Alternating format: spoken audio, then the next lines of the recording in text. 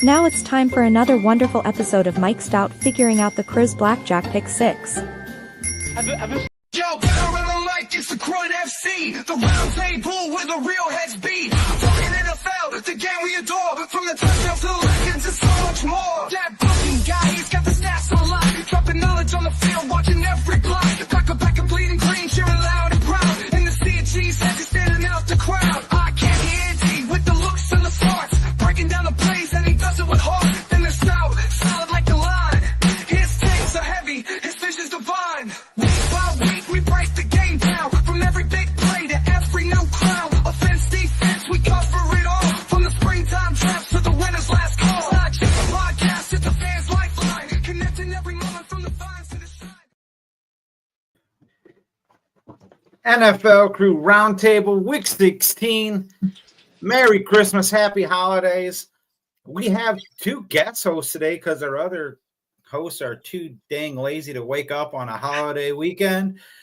Stout, we got Sean Spencer from Washington Football Weekly and some other shows he's got going. And I got Kyle and his daughter Wrigley is going to hop on and help us out too. How you guys doing today? Very good, very good. Happy holidays, people. Happy. It's crazy. That's the most energy I've had in the intro in a long time. I usually ask how everything's going. I get looked at like I'm stupid. I mean, granted, it's true. It's true I am, but I don't need to be reminded every week. So hey, we're in the playoff hunt in this holiday season. This is new. This feels good. We're all proudly. It's weird because I'm in the playoff hunt. You're in a playoff hunt. Mm-hmm. Not so much. What is this hunt that you speak of? So the NFL started the week early this week, had some great games, had some unique situations pop up during those games. Stout, you wanted to bring up a interesting topic before we go into our games this week. There was something that hadn't been done in almost, 3 decades? Yeah, 1976, free kick. The Chargers were the team to do it this weekend against Denver. And I was looking it up, and the last team that actually got it, it was the San Diego Chargers again in 76 that actually did it. So it was basically the same team, but I guess it was attempted in 2019 by Carolina. It just didn't work. So something interesting that, like you brought up, that Dan Fouts had to explain to some the announcers, that the new announcers, like, yeah, it's legal. Like, actually, Fouts was telling the announcers that he actually had to tell his coach at that time, hey, we can do this. We have a shot to do something unprecedented. And it's crazy. It's one of the nuances of the game that doesn't get employed very often because it's such a rarity to have that fair catch signaled. Closing, you don't want to do it and give up a drive. You know what I mean? So it's got to be at the right moment, at the right time. And oddly enough, they got the kicker that can put it through the upright. So it was definitely unique to watch. And it's great even when you've been in the game as long as, or been a part of the game, or listened to the game, or watched the game for as long as a lot of us have, you get to see that. You know what I mean? So it's pretty impressive. That is just interesting to me that it was the same team that actually pulled it off. So, yeah, it's crazy. It's like it's scripted. Yeah. It's almost like that head coach over there in San Diego knows what he's doing. Yeah, I've never heard of her. A coach that knows what he's doing? What? Yeah. What's that? Yeah. This coming from a Bears fan. What? That's why I brought it up. I like seeing coaches that know what they're doing. Yeah. Don't have that luxury down in Dallas. What's funny is the Bears could have had Harbaugh. Yeah. Kind of just, waved over him. Good morning, Christopher Cole. Thanks for joining us today. We're going to get into this NFC topics here. Here in a little bit here. We got Sean from Washington Football Weekly. Sean, you got a game today that it almost seems like every week the last month and a half of the season has been a playoff game for Washington. If you look at it, I mean, must-win situation going against a team that has to win to keep where they're at if they want to sit atop the NFC. So But let's get into your game. Who you got today? I think we're going to shock the world. And I just these divisional matchups are close. I think Washington can pull it out. But first of all, talking about a coach that knows what they're doing. Thank you, Stout, for your former coach. Yeah, Quinn has got these boys believing, man. And Stout, you can attest to this. What he does to those players, he gets them juice, he gets them amped up. I mean, it helps that he brought 30 some odd players from a number of different places, especially 4 or 5 former Cowboys and whatnot. But we haven't had this type of excitement. Well, first of all, we haven't had this type of excitement since Dan Snyder was booted out of Washington. That was a Christmas for us early. But before that, I mean, it's been, 2016 with Kirk Cousins that we were in the playoff type deal. Now, each of these 3 games means something. Philly, obviously, 12-2. They're trying to keep with Detroit and get that first seed. But for us, Philly, a matchup we could win. We only lost by 8 the first time. Atlanta, now that Mr. You Like That is not in the game, so he's not coming after us. We'll deal with the rookie. And then at the end of the year, I would like to say it's a walk-off win. But whenever we face these guys, you can never tell. You can never tell. But it feels good. My buddy, shout out to Will Kramer on Washington Football Weekly, 8 p.m. Wednesday night. He always sits there and talks about, I just want a December to remember. The last time we went into Dallas at this time of the year, Deron Payne and Jonathan Allen were caught fighting on the sidelines. Dallas put up 56 on us. And then we had a player that was so new that when they read the names on the defense, his name was blank. We didn't know who the heck this guy was. But he was on the field. He was on the field for us, man. So it feels good to be in this spot. But then on the flip side, I mean, we still got holes. I mean, we don't have a true number 2. Noah Brown's out. I mean, we're getting Jamison Crowder and Olamide Zaccheaus and some of these guys. Ertz will they say Quinn said he came out. He said he's going to play. We need Ertz on the field because his experience in Cliff Kingsbury's offense, him and Jaden seem to be working together. And he's I believe our number 2 wide receiver as far as catches. Now, Austin Eckler's not out or is not in there. So we can get it done if we jump out early, if we play good defense like what we've been able to do. But the closer the game is late, I don't know what it is. Our defense loses gas, our offense kind of goes vanilla, and then you have the daggone Saints who have their clock operator try to give them other opportunities to beat us, and then we just barely got to New Orleans with a victory. So, to be fair, you were going up against Spencer Rattler, and he's terrible. Yeah, right. Yeah. Oh, it's true. It's damn true. Look, shout out to Will. My buddy lives in South Carolina. He's a diehard Gamecock fan, so obviously he was a little bitter seeing some of the games that happened yesterday. He's like, we could have done better than that. So, but I told him, I said, once Spencer comes in, I said, you're wanting this. You're excited about this, aren't you, Will? Like, oh no, I'm not excited. While he has the South Carolina stuff in Columbia, like I told you guys, I told you. So yeah, no. But even Spencer, yes, he did good because our secondary is kind of outside of even the dog is like, I even know the secondary is bad. Well, to be fair, you are getting Chin back this week.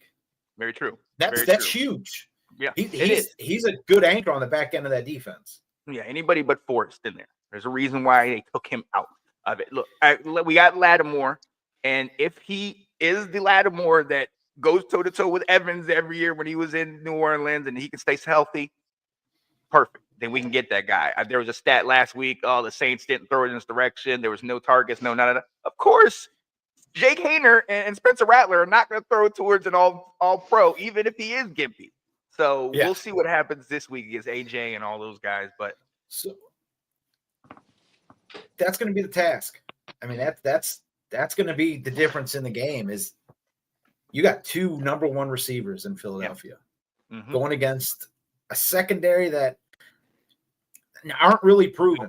You know what I mean? They're not terrible. Good. They're not good. Definitely not good. So I mean, if you if you force Philadelphia to run the ball, then you're looking at Saquon Barkley. I mean, how do you beat him? What is your keys for a Lionel Richie Commodores win today? Yeah. That's what it is. The catch-22. Because at one point you're like, Saquon torched us for 150 yards last game. You know what I mean? They had almost a whole total 200 total yards rushing the ball. So it's like, do you put 8 in the box? No, because you don't want to put these other guys on an island. So AJ Brown, Devontae Smith, and I still to this day, Washington fans don't agree with me, but I swear Jahan Dotson is going to have his revenge game against us. And then all of a sudden, he's going to blow up because we don't have that. Technically, we don't really have a second corner, but we definitely don't have a third. And once you get down that depth chart, it's not good. So we're gonna have to create some turnovers. And as far as keeping that offense off the field, we're gonna have to run the ball on offense and keep our team on the field. A couple years ago, when Philly was undefeated and we beat them, it's because we ran the ball. We had those 8 to 10 minute drives and kept Hurts and those guys on the sidelines. That's the way we can stop their offense because it's electric right now. I 100% agree, and I say it every week. And I'm going to get beat the dead horse. I know I am, but the wheel continues to roll because of flawless design. You run the ball, you control the clock, and you control field position, and that's how you win.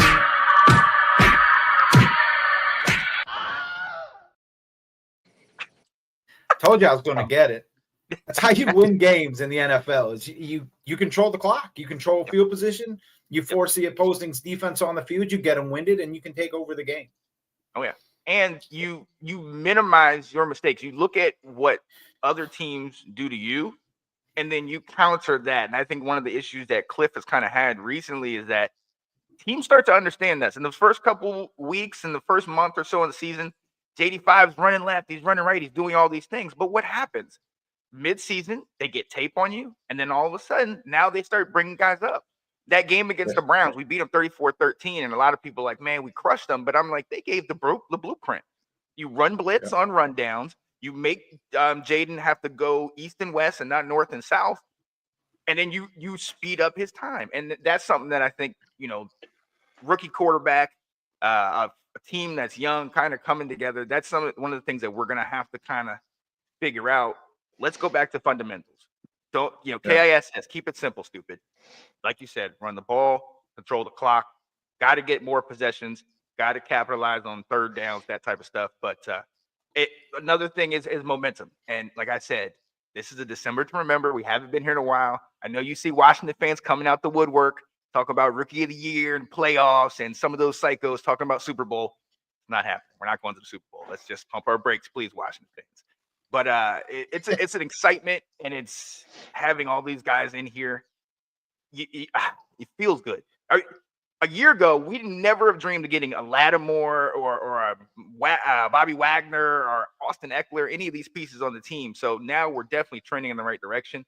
But let's go ahead and make the playoffs. I would be excited to go with that. Go with that. You guys got anything to add to the whole Braves Washington bit we just went through? Yeah, well, I mean, I got a question. I mean, now that we got a Washington fan on here, can we say the R word again? Or are we not allowed to say that? I wish. Where's my shoes? I had shoes that have Redskins thing right on the side. I wear them to every game. Oh yeah, absolutely. I've been working on a Lionel Richie Washington Redskin logo.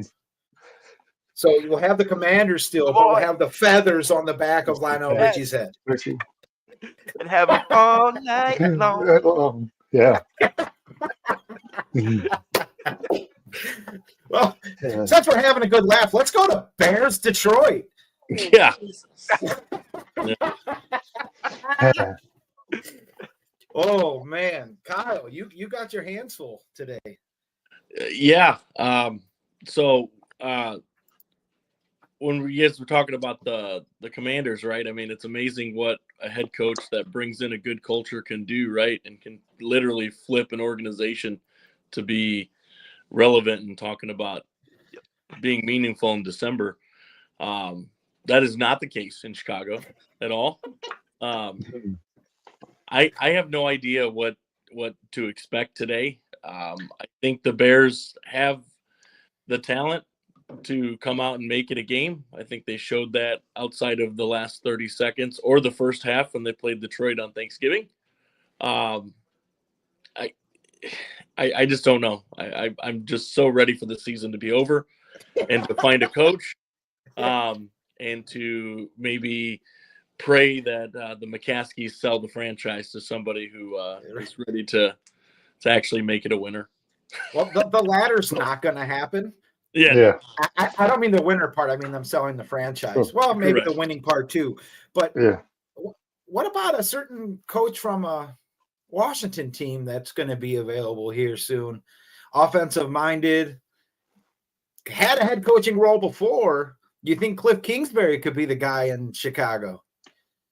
I think it's got to be a culture driver guy. Like, if you would have asked me, 6 weeks ago, I would have kind of been on the like Ben Johnson, Cliff Kingsbury kind of boat, right? Let's get somebody for Caleb. But then as this thing has really imploded, like we just don't even have a leadership.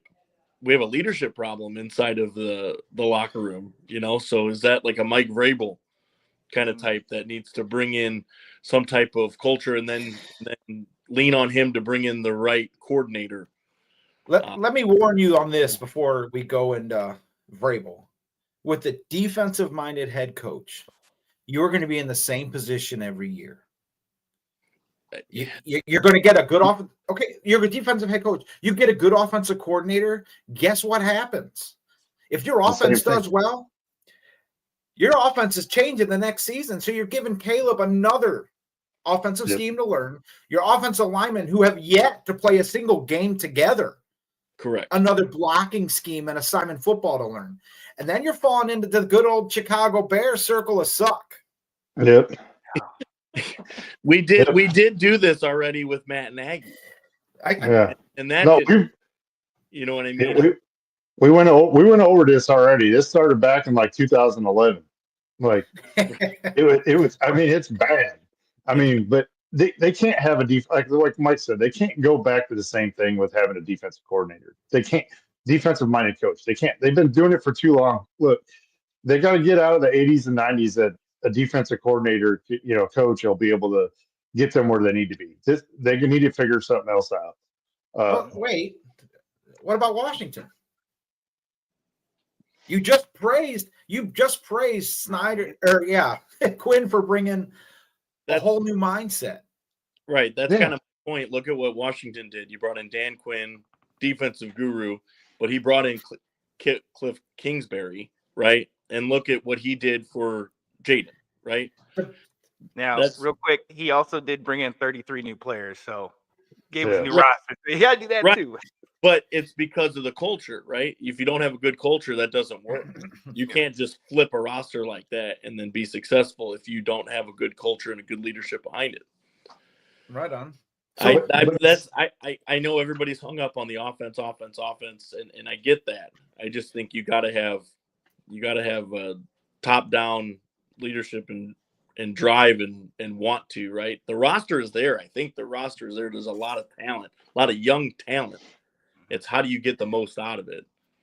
And just somebody who can manage the clock at the end of the game. I don't even give a shit who it is after that. Just manage the last 30 seconds of the game. Yeah. Go ahead. Whoever's but the thing with Dan Quinn going there to Washington, I get all that. But the Bears find a way to not find a coach that shouldn't be a head coach. Like Dan Quinn already, he was a head coach before in Atlanta. Kind of got, Well, that's why I brought up Kingsbury. Yeah, well, things were looking good, but that's the problem. That they're not hiring I don't think they're hiring the right defensive coaching minds. But the other way is too, knowing the Bears, they go offense, they'll find some like guy that can't lead either. And I think that's the biggest.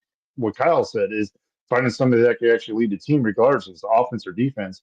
But they've gone defense for so long that you got to switch it up. But I mean, I don't know who they're going to go after, but I know Ben Johnson ain't going to the Bears. They had their chance and they blew it. So from Detroit, let's say the Bears do go Vrabel. Not that we're dismissing the fact they have a chance to win today, but let's say they do go Vrabel. Who do you want as the offensive coordinator? Do you keep you have in place? I mean, is that an option? Whoever's the best available, right? I don't know. I don't know what the answer is. I really don't. It's a tough situation in Chicago right now because there's no real. Tough. I mean, there's no real course to smooth water right now.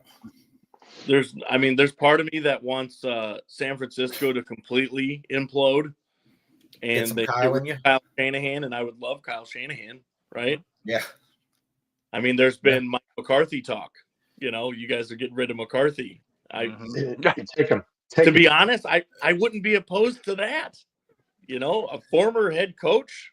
You know, I don't know. I don't know what's going to be out there. I want to take this second to say you're welcome for that fluky Hail Mary, because that started the process of getting rid of the coaches you had. Yeah, I was gonna save it to the end and then hang up.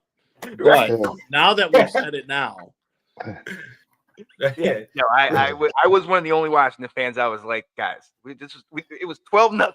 They came all the way back. We got lucky, okay. But I mean, I think the other part with the coaching thing, and I think we all touched on it, is McCaskey's.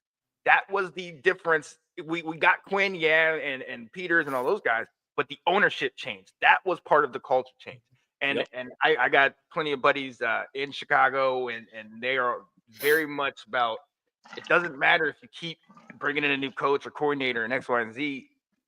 You need football people up here. You need people that are ready to make that move. And it just seems like, from outside looking in, it just seems like, especially with a lot of my Bears fans, it's just always trying to chase 1985. Always trying to chase the sweetness and the glory and the monsters of the Midway and all that.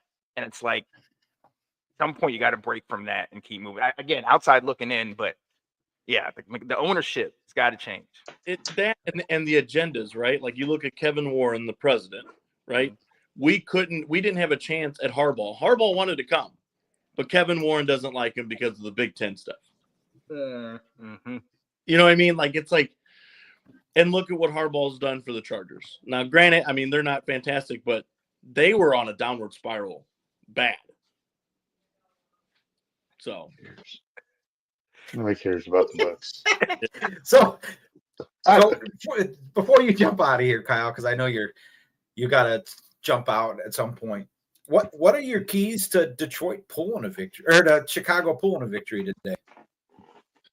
I think it's pressure on Goff.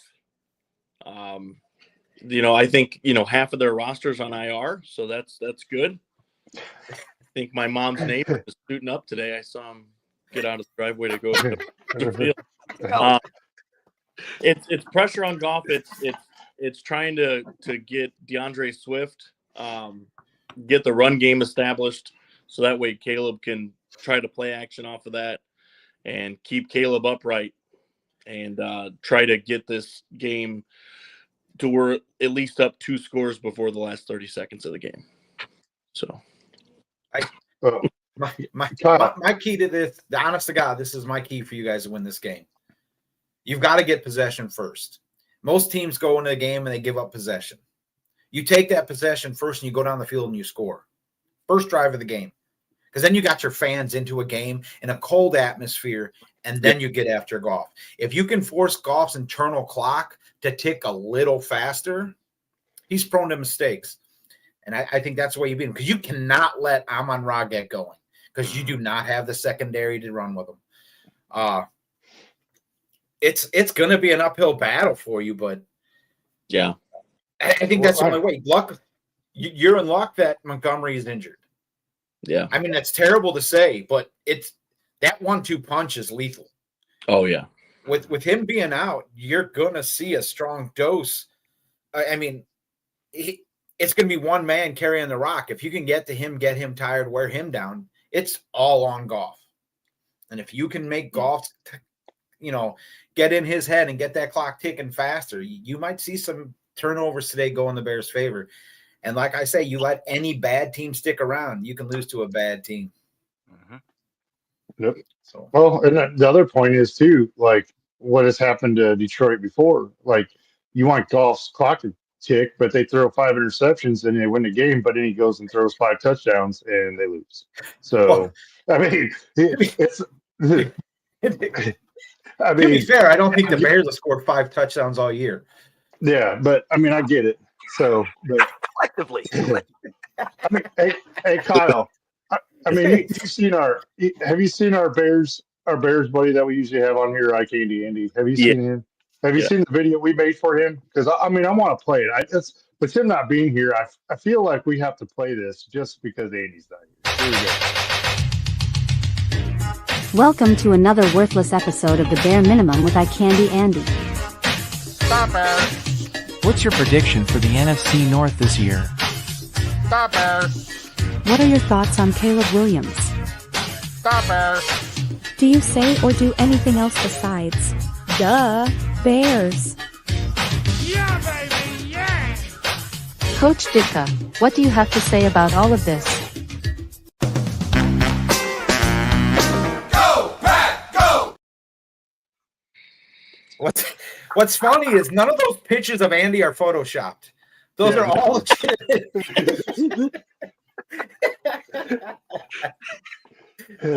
Anyway, that's my favorite video. You definitely we had to show Kyle. Definitely were a little heavy-handed in that one. Oh. You got anything you want to add about today's game, Kyle? Yeah,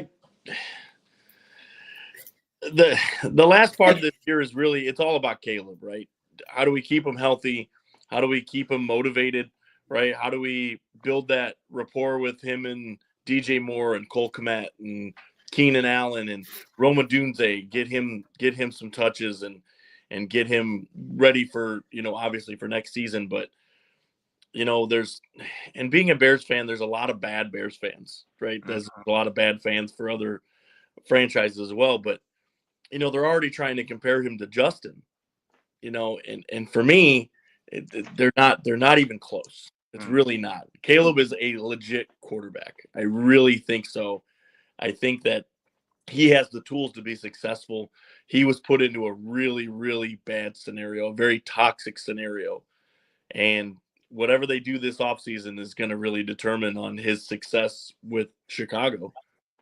Because you're seeing that these quarterbacks, you see a Baker Mayfield, you see a Sam Darnold, you're going to see it with Daniel Jones next year in Minnesota, probably, that these quarterbacks are being reborn by these quarterback whisperers, right? So we didn't see that in Justin. Yeah. So, well, do you think that the color of Caleb's nail polish, like if it's too light, do you think it's picking up the receiver's eyes and they're actually distracted by that, or should they make him go to more of like a brown tone so it blends in better? It's been puzzling me for so long. Yeah, no, there's been studies that have been going about the gloss. I think right. On what we do. Puts more spin on the ball. Yeah, we're working with different animals at this point, but as soon as we nail that down, no pun intended, we're gonna let you know.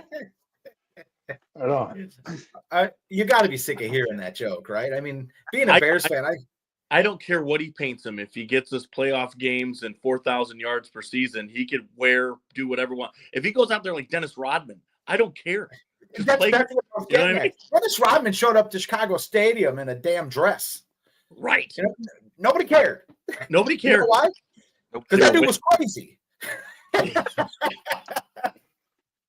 But the Bears' future is as bright as their ownership allows it to be. You have a good veteran receiver this year in Keenan Allen, who's teaching young receivers how to be professionals. There's a difference between going to practice and running routes and going to practice and running effective, crisp routes. An NCAA route is not the same as an NFL route. You understand what I'm saying? It's the little things that matter. Mm-hmm. That 1/10 of a second. Speaking of little things, can we talk about how Keenan Allen was producing little things in fantasy for the first 5 to 6 weeks of this damn season. I cut him right before the Jacksonville game, and then he goes off for 2 or 3 touchdowns. So I'm not a fan of him right now. All right, but you sound like Stout. Like this is what Stout does. Stout will take the entire show and make it about his fantasy football team. Yes, I could have won this year, but that's him, man. We're not doing that. You got some comments in there. Honestly, the Bears ownership allows this team to grow. I said it 5 years ago. I thought they're on a 5-year plan. Well, guess what? Time's expired. You got to throw out the old milk and get some new milk in the house. So you need something. You need that push, like you said, something to change the culture. And you're going to have to make a splash in that coaching decision. Stop looking at the draft right now. Start looking at your head coaching candidates and make a sound decision and put this, this is a charter franchise, the NFL, put it back on the right direction. Because they've been open the checkbook and say, what do you want to come here? Yeah, Virginia takes after her dad, right? Ain't that what Ditka's famous saying was, a see-through nickels round like they were manhole covers? Yeah. I mean, open it up. I mean, it doesn't hurt your salary cap to pay your head coach. Yeah. So, but anyway, we got some other games. We don't want to waste any more time on the Bears. Andy's not here. We're not going to dwell on the pain any longer.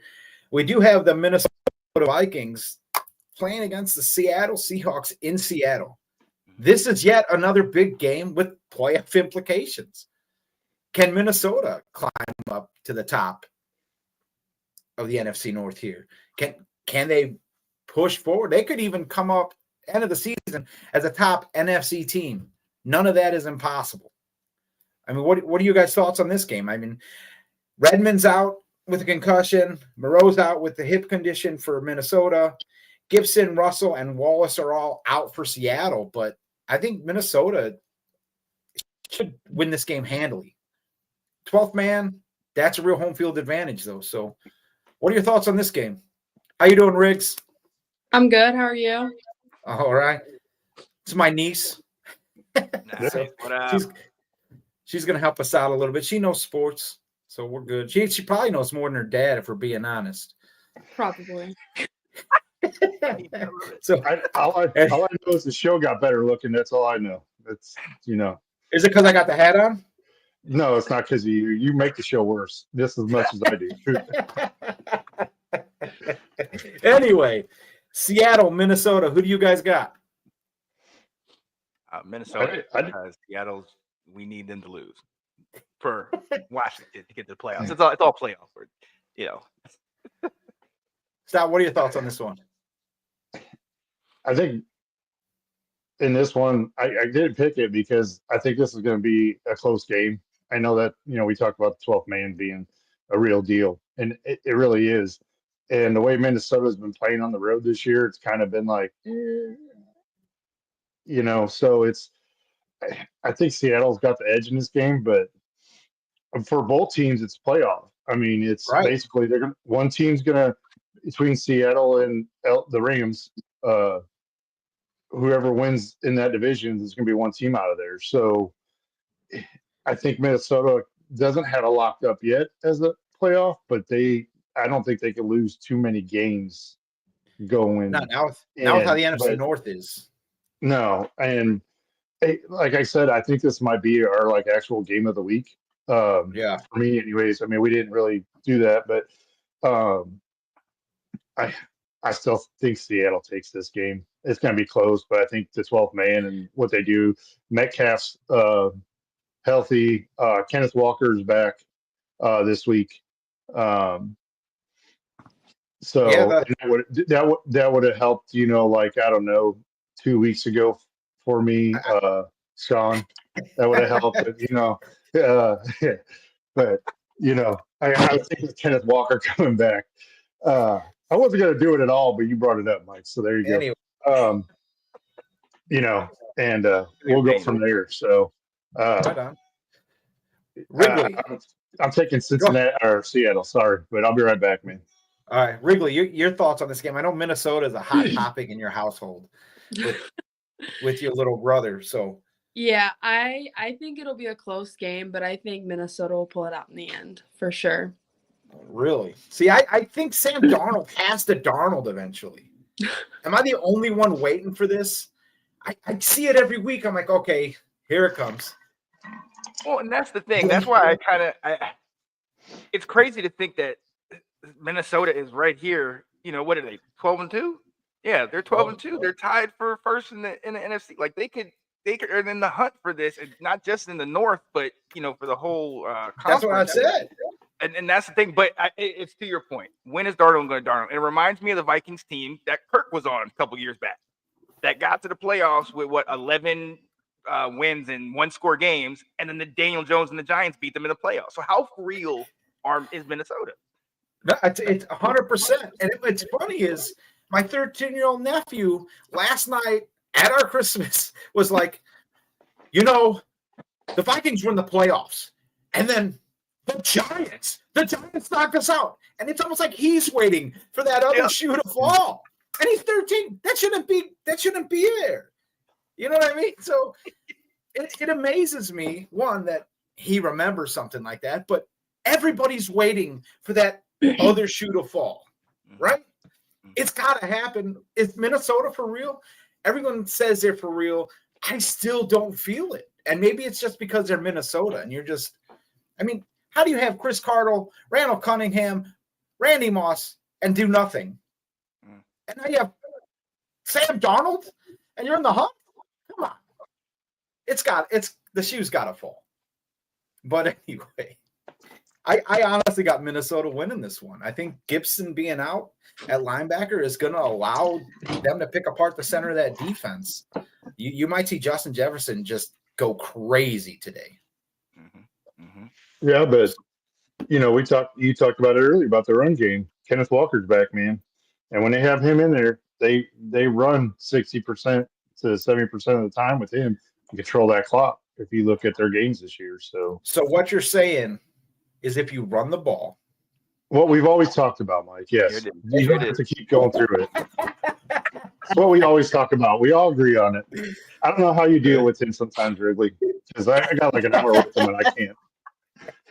And an hour for 5 years and football for 10 prior. Yeah. What's worse is I was your coach. You had to listen to me.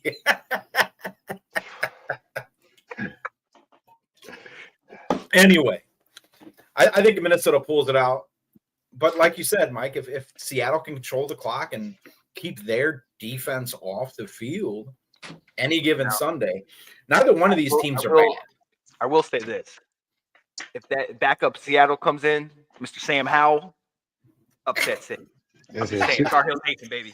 Come on now. It's basketball season, bro. Let's talk about Tar Heel basketball. Yeah. Hey, we won yesterday. We upset UCLA. Let's go. You won yesterday. Let's talk about weeks prior. I will. Florida, Michigan State. Well, there's one more game in the NFC North. Got the Green Bay Packers hosting the New Orleans Saints.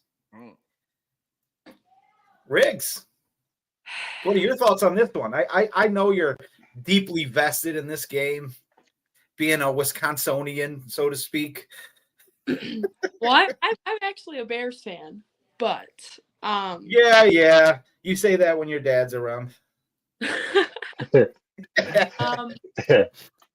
Jordan Love has just had a great season. The Packers are going to win. The Packers are going to win. Well, let's look at New Orleans' injury report. Mm-hmm. They're starting running back out with a groin injury. They're starting quarterback out with a hand injury. Their number 3 receiver is out with an ankle injury, and Olave is out for his 6th straight game. Marquez Valdez-Scantling is questionable with an illness. He did not practice Thursday, did not practice Friday. And Green Bay is pretty healthy. You are without Walker, your linebacker, and Bullard, your safety. But where's New Orleans offense going to come from?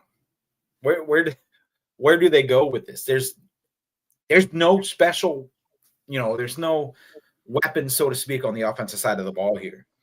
I don't know how you make it close. I don't know how you deal with the elements of being outside in Lambeau Field, wind, snow, the frozen ground. It's called the frozen tundra for a reason. That's because it hurts to get tackled on an icy field.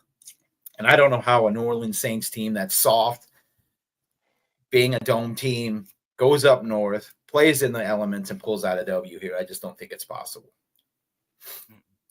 Anybody? They're playing. I will say what I saw last week, and they're not going to be at home, so they don't have control of the clock where they can stop the clock whenever they want to. But they are playing for Coach Rizzi. I mean, their interim head coach, they're all about him. He even got Chase Young to show up to a game. Wow, look at that.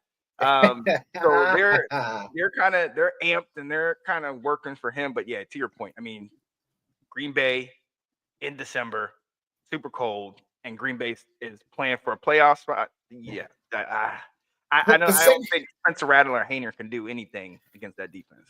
I don't think the Saints know who's starting though. Yeah.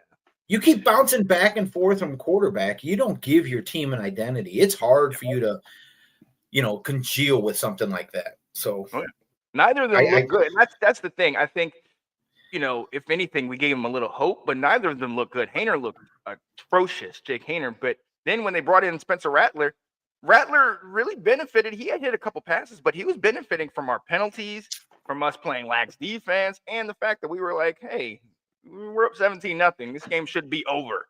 And we allowed, kind of played loose, and our secondary sucks. So we gave them an opportunity, but they're not that good. Yeah. Right on. Well, but before we go away from this one, does anyone else have something they want to add to the mistake of the New Orleans Saints season? It's over. Oh, yeah, I guess I will, since I'm NFC South team.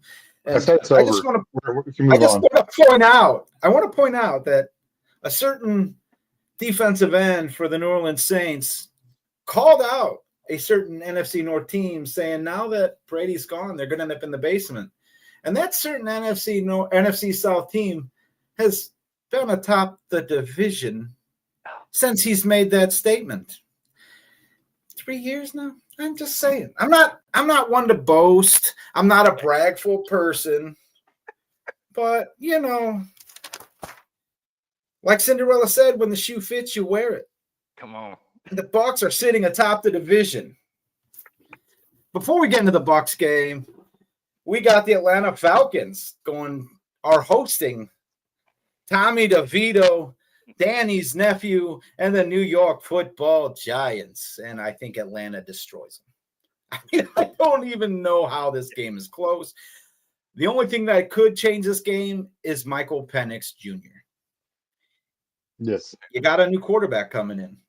You got a left-handed quarterback coming in. Not only does this affect the game offensively, it affects the game defensively. As a defensive team, you're taught to pursue the quarterback from his blind side and force him out of the pocket. Well, with a left-handed quarterback, your rush is coming from the opposite direction, right? So you're forcing him to his throwing side. You're not used to playing that flipped field. You're not used to playing that angle of defense. That could be an advantage for the Atlanta Falcons. In the same breath, that ball rotates the spiral of the ball is different coming out of a left-handed quarterback. Now, granted, these are all professional athletes, but catching a ball from a left-handed quarterback is completely different than catching a ball from a right-handed quarterback. It plays tricks with your eyes watching the ball spin. So that could be an advantage for the Giants. But I don't think the Giants have the offensive firepower to put up numbers against this Atlanta defense. I just don't see it. Atlanta's favored by 8.5. I would take Atlanta by 12. I don't think this is going to be a close game. I think Atlanta wins by 3 possessions.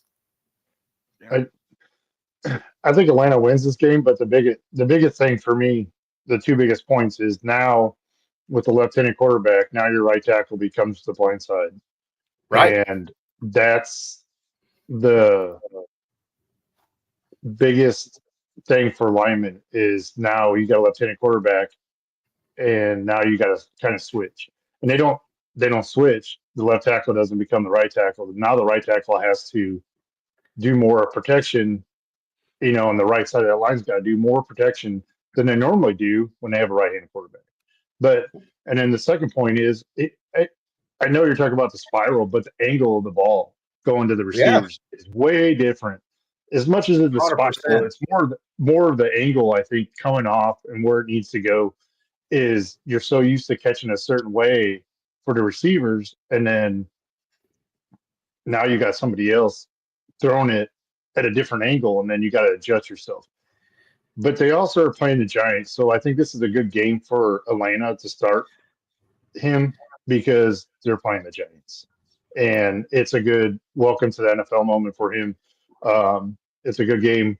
It's like the coach knows what he's kind of doing, setting it up to where, they're playing somebody that, if they do get, a 3 and out here, here and there, a couple in a row, the Giants ain't going to do nothing to really, take the game over. So I think Atlanta's doing a good job with Raheem. Was it Raheem Morris, wasn't it?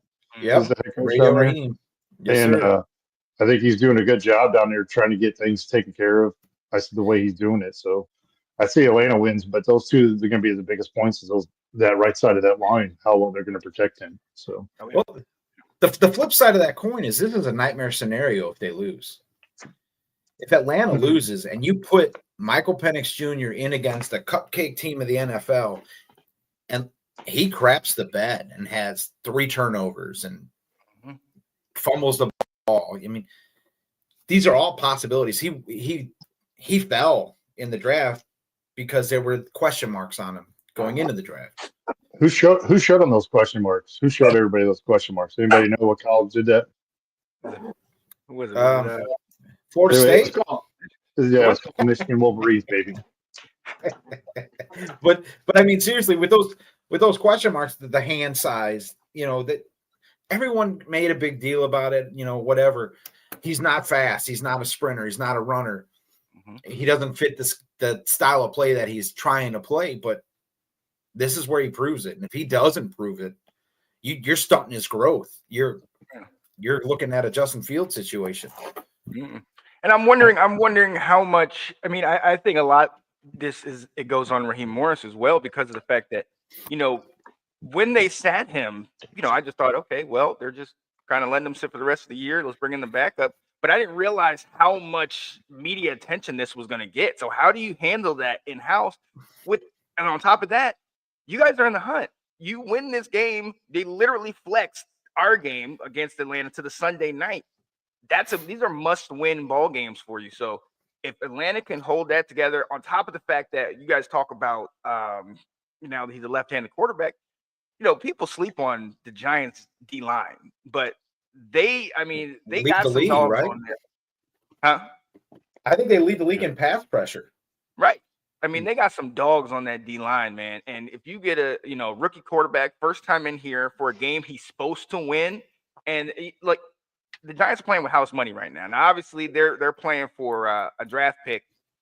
It's not going to be it's probably not going to be Shador or Travis because Deion said they ain't going there.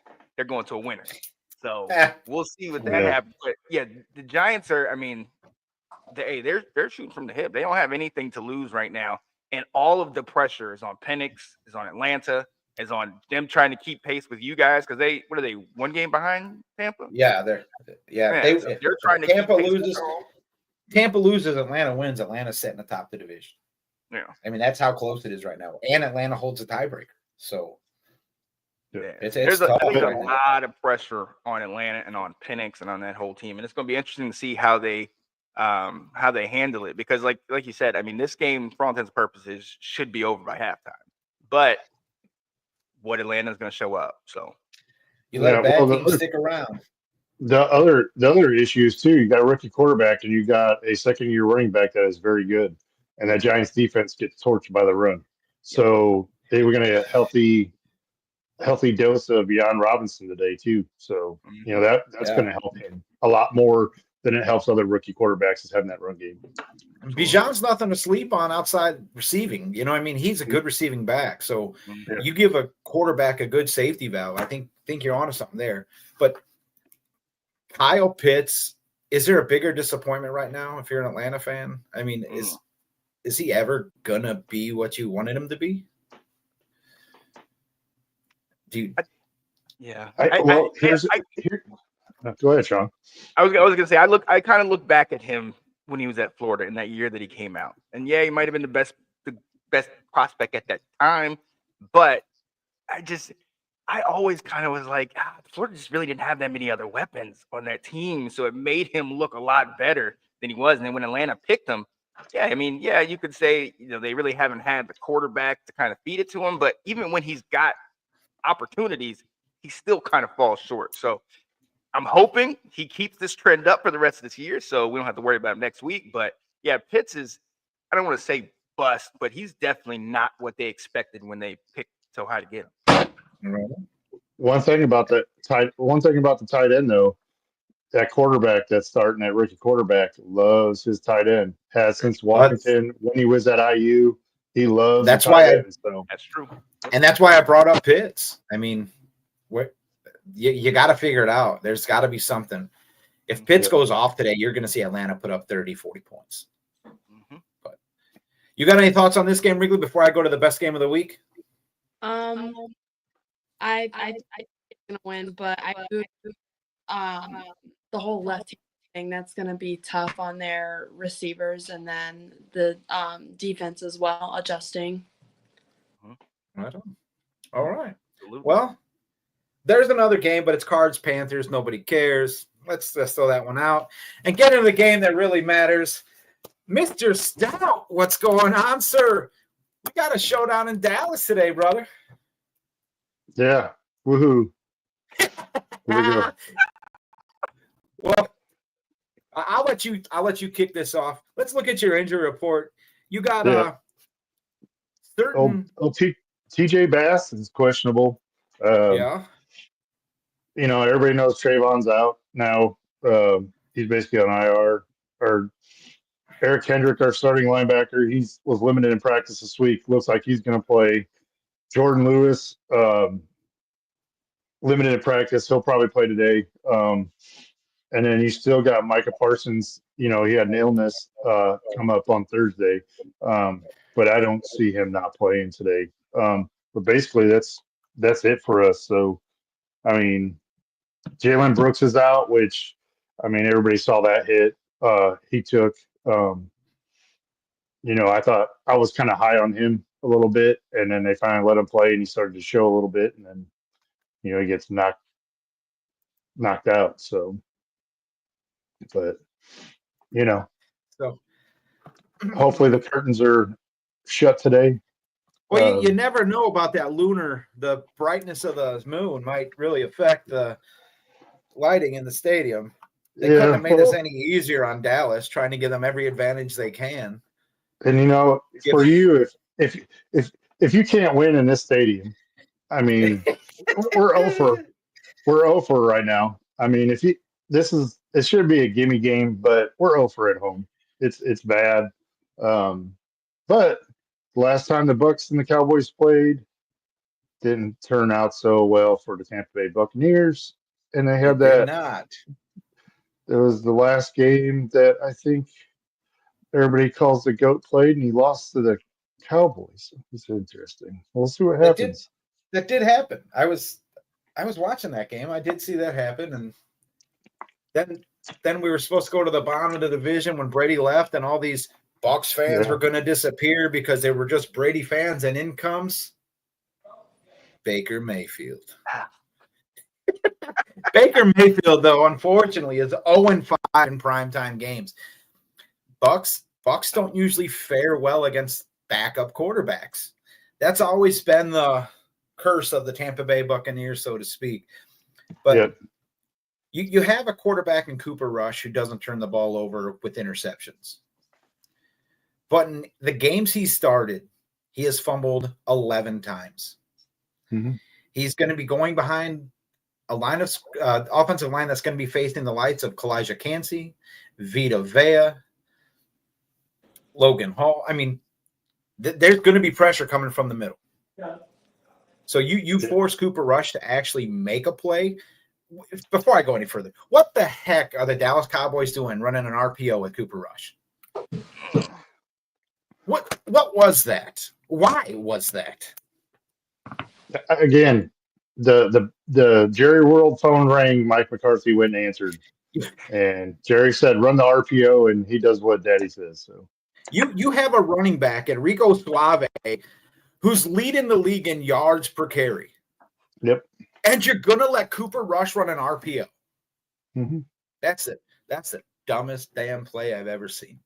My key to the only key to Dallas winning today is throw to the tight ends, but McCarthy won't do it. You got two good tight ends. I'm not saying they're top 10, but Schoonmaker is showing that he should have been the starter. I said it from all along. But I'm a little biased of Schoonmaker, but he's showing Ferguson got hurt, and but he did. He showed it, and I think that's why Cooper Rush checked down to the tight ends because the Bucs cannot cover tight end if they had, 100%. And this is what's really bad for Tampa Bay is that Antoine Winfield Jr. is out, so now you're relying on Jordan White. Nope, Jordan Whitehead is out, so then you gotta rely on Mike Edwards, who is questionable with a hamstring injury. So now we're looking at Christian Izien, Kayvon Merriweather, Tyke Smith, who's had a really good season so far, but the guy can't stay out of the damn tub. And you can't do anything if you're in the injury tent. So you're gonna have the Todd Bowles is gonna have to find a way to get pressure on Cooper Rush. You've got to find a way to stop the run. If they can play the defense they played in the second half of the Los Angeles Chargers game, they're going to destroy Dallas. Because you got one of the best running backs in the league, young running backs, not the best running backs in the league, but one of the best young running backs in the league right now, who's 148 yards for becoming the first 1,000-yard rusher in Tampa Bay Buccaneer history since Doug Martin. And who is that again? Bucky Irving. So I probably should start it today then? You said you just lost your fantasy. You're done. You're done. But if Bucky Irving and Rashad White control this game, Bucs win handily. If the Bucs decide they want to get into a shootout with Dallas, I think Dallas can hang around, just like you said, by throwing to your tight ends, hitting that seam, hitting that soft zone. The personnel the Bucs currently have do not allow them to play the defense that they should be playing. So you're looking at a lot of zone. You're looking at a lot of soft man, nothing really tight. And what Dallas struggles with is getting off the line of scrimmage. So if you can run a tight coverage against their receivers and get that jam on them and force them to misstep and throw off the timing of an unexperienced NFL quarterback and force him to make decisions and force him to make mistakes, you win the game.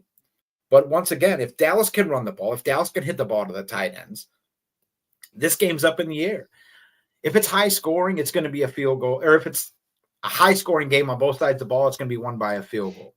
If you're looking at like 45 points this game, it's going to be a field goal game. But if you're looking at like 30-6, anything under 40 to where the Bucs are up, it's going to be a blowout. I don't see Dallas blowing Tampa Bay out.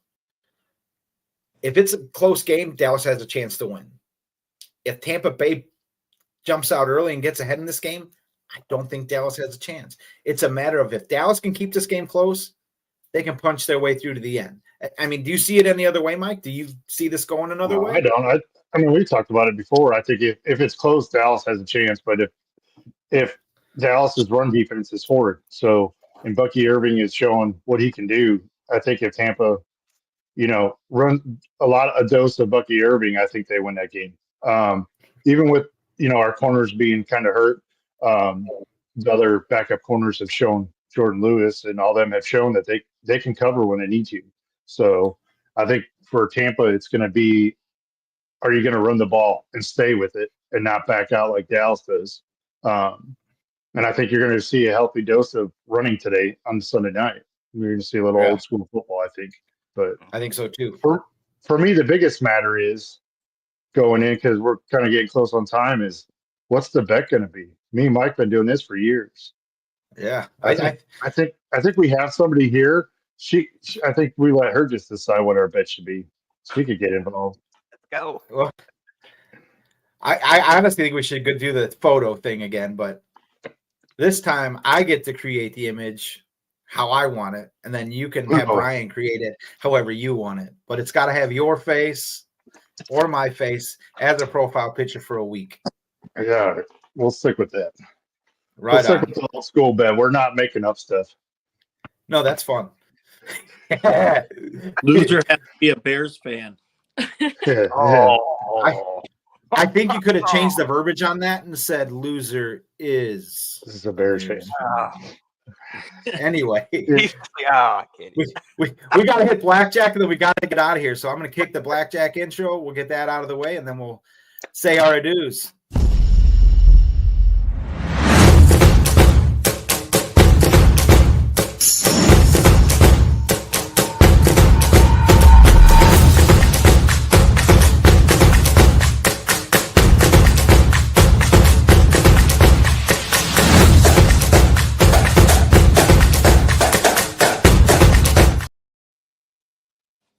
I cut the second one off, Mike, just for you. I was going to let it go through, but we're running out of time. So, damn, Brian. Mike, you want to start with your pick six since you hit blackjack last week? Yeah, we'll start with I'm going I don't know who I'm going with. Yeah, here we Packers go. Number at 6, six. Packers. Number 6 at Packers, 5 Cincy, 4 Lions, 3 Arizona, 2 Bills, and as always, all year long, I'm taking number 1, the Dallas Cowboys. Right on. Brian has Buffalo at 6, Philly at 5, Detroit at 4, Cincy at 3, Arizona at 2, and the Cheeseheads at 1. Sean, do you have picks today? Yes, I do. I have Fire away.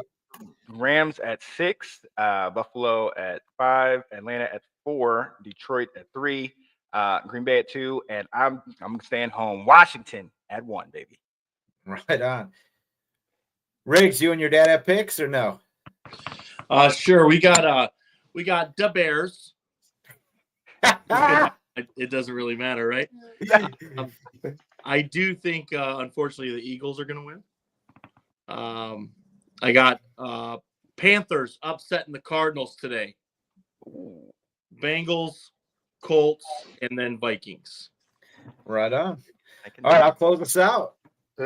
I got Bills at 6, Green Bay at 5, Cincy at 4, Kansas City at 3, Philly at 2, and your Tampa Bay Buccaneers at 1. See how confident me and Mike are? See how confident we both are about this game? There's always a way to lose. Always a way. You gentlemen and lady have closing thoughts. I did it right for this week.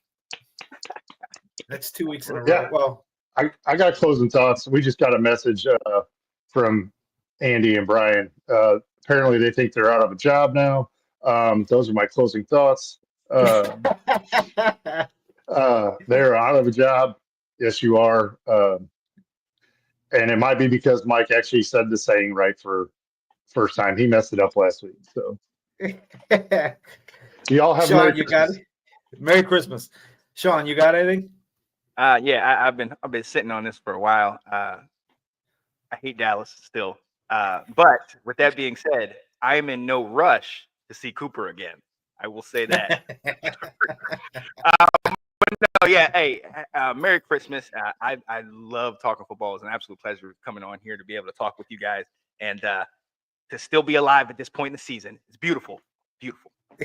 Hey, make sure you guys catch Sean Washington Football Weekly. Let's Talk Football. You got a couple other shows. I don't actually know all the names. The show you do with your Dallas Cowboy friend is hilarious. Oh, yes. So appreciate you coming on, Sean. Yeah, real quick. Let's Talk Football on Tuesdays. Let's Talk Football at Roundtable. Washington Football Weekly on Wednesdays. Let's Talk Football Ladies Takeover Thursdays. And Let's Talk College Football. And we might actually be going on a little bit after this to recap the first round playoff games. So, yep. Right on. All right. Wrigley, Kyle, you guys got some closing thoughts for us? Bears. My Sunday's either going to go really well or really bad. Well, at least you got a long drive home to think about it. Yeah.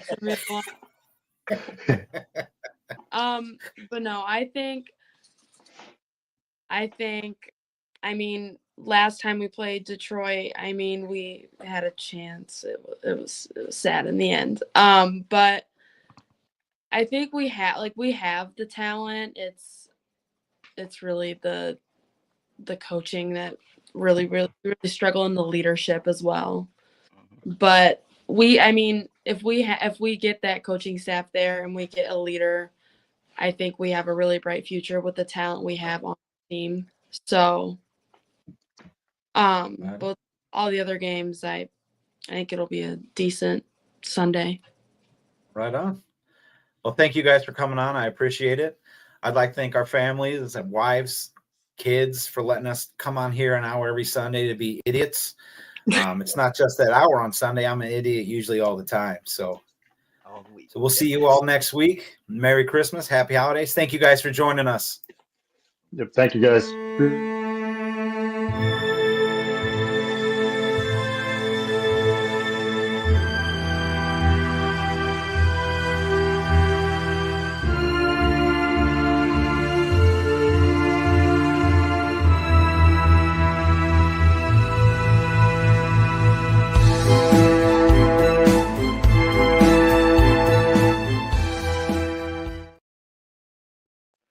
Well, welcome, people.